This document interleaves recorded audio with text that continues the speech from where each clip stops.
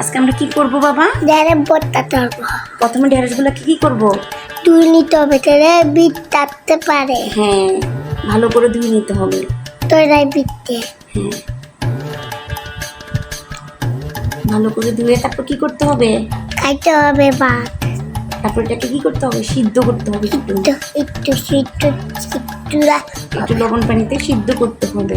এবার পেঁয়াজ, কাঁচামরিচ আর কি শুকনো লঙ্কা। আমাদের ঢেঁড়সগুলো প্রায় সিদ্ধ হয়ে আসছে না বাবা? হ্যাঁ, তারপরে পেঁয়াজ, কাঁচামরিচ, শুকনো লঙ্কাগুলো একটু ভেজে নিতে হবে।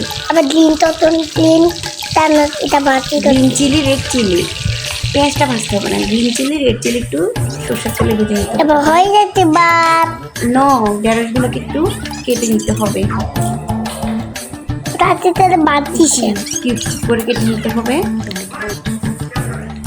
তারপরে কি করতে হবে? একটু একটু লাল কাঁচামরিচ, কাঁচামরিচ, শুকনো লঙ্কা, শুকনো লঙ্কা দিতে হবে, পেঁয়াজ, তারপর কি একটু চাট মশলা, চাট মশলা, লবণ শুকনো বল দিয়ে একটু সরষের তেল দিতে হবে।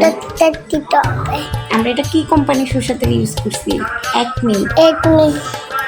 তেল ভালো ছিল? হ্যাঁ, তাই ভালো ছিল।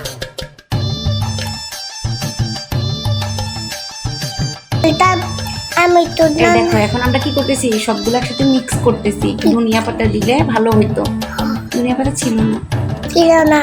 সবগুলো একসাথে মিক্স করতেছি। গরম ভাত হইতেছে। হ্যাঁ, গরম ভাত হইতেছে।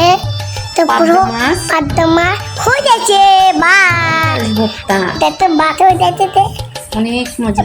এবার ফলে লাগছে।